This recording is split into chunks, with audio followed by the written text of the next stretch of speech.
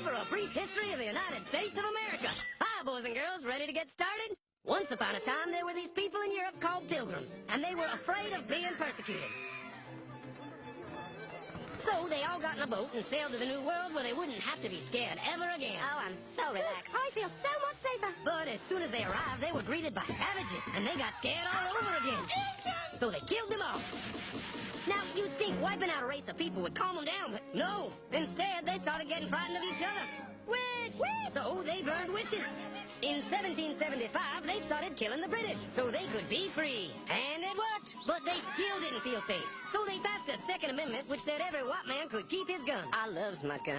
Loves my gun. Which brings us to the genius idea of slavery. You see, boys and girls, the white people back then were also afraid of doing any work. So they went to Africa, kidnapped thousands of black people, brought them back to America, and forced them to work very hard for no money. And I don't mean no money like I work at Walmart and make no money. I mean $0. Nothing. Not a zip. Doing it that way made the USA the richest country in the world. So did having all that money and free help calm the white people down? No way. They got even more afraid. That's because after 200 years of slavery, the black people now outnumbered the white people in many parts of the South. Well, you can pretty much guess what came next. The slaves started rebelling. There were uprisings. An old master's head got chopped off. And when white people heard of this, they were freaking out and going, I want to live. Don't kill me, big black man. Well, just in the nick of time came Samuel Colt, who in 1836 invented the first weapon ever that could be fired over and over without having to reload. And all the Southern whites were like, yeehaw!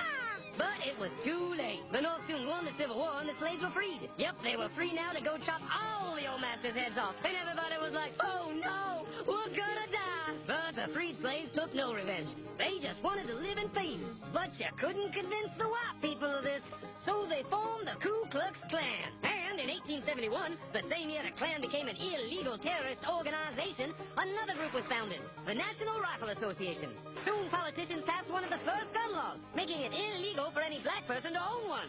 It was a great year for America. The KKK and the NRA. Of course, they had nothing to do with each other, and this was just a coincidence. One group legally promoted responsible gun ownership, and the other group shot and lynched black people. And that's the way it was all the way to 1955, when a black woman broke the law by refusing to move to the back of the bus. White people just couldn't believe it. Huh? Well, I won't say no. What's going on? Man, all hell broke loose. Black people everywhere started demanding their rights, and white people had a major freaky field meltdown, and they were all like, run away! Run away! And they did. They all ran fleeing to the suburbs where it was all white and safe and clean. And they went out and bought 250 million guns and put locks on the doors, alarms in the houses, and gates around the neighborhoods. And finally, they were all safe and secure and snug as a bug.